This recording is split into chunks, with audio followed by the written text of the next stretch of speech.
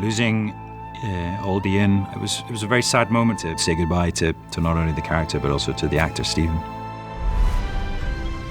We show it right back from when they were kids and how Ian's told to always kind of stand on Jamie's left-hand side to protect his weaker side. That's also the last thing he says when he dies, on your left. It's his left side, not only in battle, but as brothers, really, essentially. It's a devastating episode. It's coming to terms with the reality that old Ian won't be there anymore. There's some really great, powerful moments in this episode between Jamie and when Ian dies.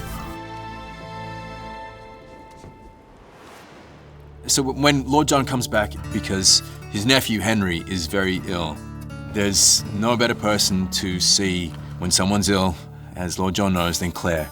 Danny had never seen somebody be cut open while still alive and survive that before, so it was a real eye-opener for him. The relationship that Claire and he has is just so lovely. He's a very curious person, which is such a beautiful thing because there's no ego attached to it. And Claire loves having a pupil.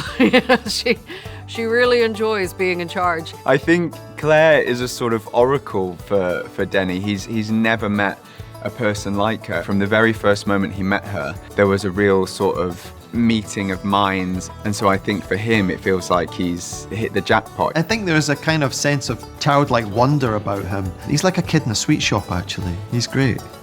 Interesting scene where Buck finds himself at the home of Geillis Duncan, who is his mother, that he does not know, but that Roger does know, only to have a knock on the door from Dougal Mackenzie.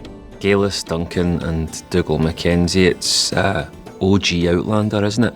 It was sort of like being in the original Outlander that I had never been in. Again, another great scene for Roger to play, just knowing a little bit more than everyone else.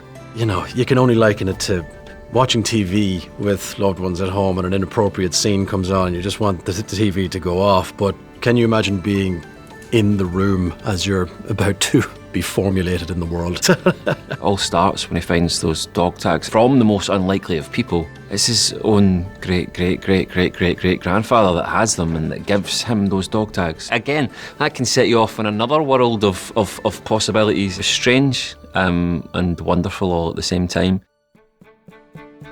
He arrives in Philadelphia, and of course there's one thing on his mind immediately. After everything that's gone on in Scotland, he needs to find Rachel. She obviously has no idea, A, if he's coming back, B, if he does come back, when that will be. Throughout that entire episode, William is trying to muster up the courage to tell Rachel how he feels about her.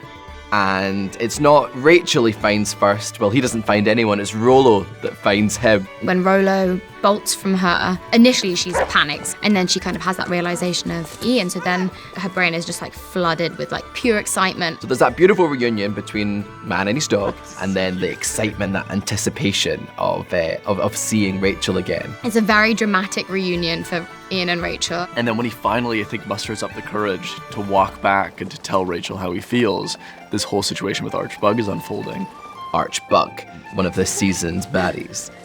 And then once again, William is left without being able to tell Rachel how he feels about her. She can't give him what he wants, and I think she sees that it hurts him. I think she does feel bad. It's a bit tough for William, for poor William. Sometimes Ian saves William, sometimes William saves Ian. That they may not always see eye to eye, but when it comes down to it, they've got each other's back. Euterpe goes down. Claire and I find out that Jamie has died. Claire is in this state of disbelief, and I think she feels that if he were to really die, she would feel it. At least that was my kind of approach to it. I mean, this is absolutely shocking for Claire.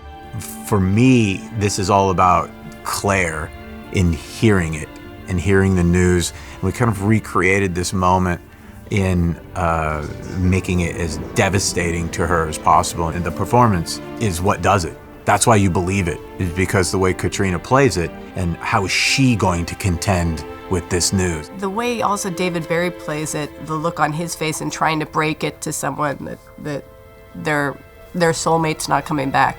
It's just a devastating moment. While she's in this state, John comes in with this bombshell. Claire is in danger as well. And Lord John makes the decision that the last act of love that he can give to Jamie is to protect Claire.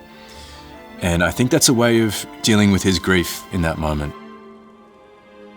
Claire is something that tethers him to Jamie and gives him a sense of connection to the man that he loves. We know that the love between Claire and Jamie is sort of metaphysical, and I think that's something that Claire holds on to.